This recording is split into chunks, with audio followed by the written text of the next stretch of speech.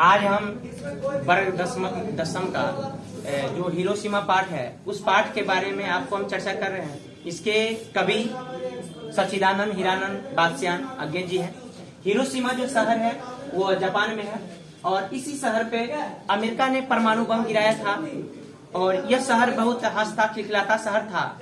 और जब द्वितीय विश्व युद्ध चल रहा था तो उसी समय उन्होंने अपने परमाणु बम का परीक्षण जापान के हिरोशिमा शहर पर कर दिया था। हिरोशिमा पर जो उसने बम गिराया था, एक नागासाकी एक हिरोशिमा पर गिराया था और इन दोनों बमों का नाम था, एक का नाम लिटिल बॉय और दूसरा का नाम था हेट में। तो चलिए, अज्ञे जी ने इस कविता के माध्यम से हम लोग को बताने का काम किया है कि अमेरिका ने एक शक्तिशाली देश के रूप में उभरने का काम किया, जो उन्होंने परमाणु बम गिराकर पूरे विश्व को झकझोर करके रख दिया। ये जो कवि हैं, इन्होंने, इनका जो पूरा नाम है सच्चिदानंद हीरानंद बादशाह अज्ञे हैं, जो इन्होंने हिरोशिमा कविता लिखने का काम किया था। इनका जन्म जो हुआ था 7 मार्च 1911 को इनका जन्म हुआ था। 7 मार्च 1911 को इनका जन्म हुआ था। 1911 में एक घटना और घटा था कि हमारा जो राजधानी था पहले कलकत्ता था और कलकत्ता से दिल्ली को हस्तांतरित कर दिया गया था 1911 ईस्वी में। उसके बाद इनका जन्म स्थान, इनका जो जन्म हुआ वो स्थान का नाम है कसैया, कुशीनगर, उत्तर प्रदेश। उत्तर प्रदेश की राजधानी का नाम लखनऊ और वहीं उनका जन्म हुआ। कुशीनगर एक जिला का नाम है। अज्ञे जी का जो जन्म हुआ था कुशीनगर में ही हुआ था।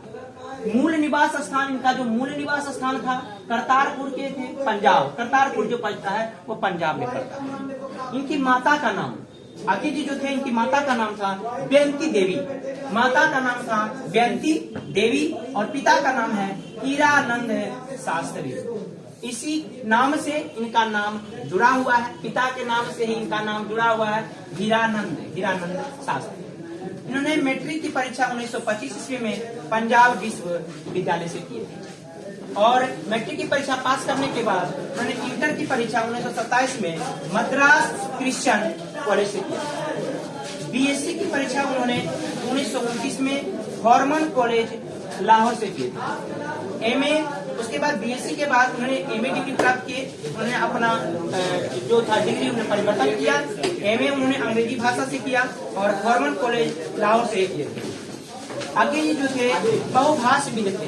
बहुभाषाविद का मतलब होता है बहुत तरह के भाषाओं के बारे में जानकारी रखना, उसी कहते हैं बहुभाषाविद। ये जो जानकारी रखते थे संस्कृत भाषा, अंग्रेजी, हिंदी, फारसी, तमिल, इसके अलावे अन्य भाषा के लिए भी जानकारी थे। इनका निधन 4 अप्रैल 1987 को हुआ था। इस कविता में जो चित्रण प्रस्तुत किया गया मानवीय विभीषिका के बारे में, यानी मानव का रचा हुआ सूरज मानव को भाप बनाकर ऊपर की ओर ले गया, उसी के बारे में इसमें चर्चा किया गया है। यह जो कविता है समृद्ध कविताओं के संग्रह सदा मीरा से लिया गया है। यह वीडियो आपको कैसा लगा, अच्छा लगा तो एक बार जरूर सब्सक्राइब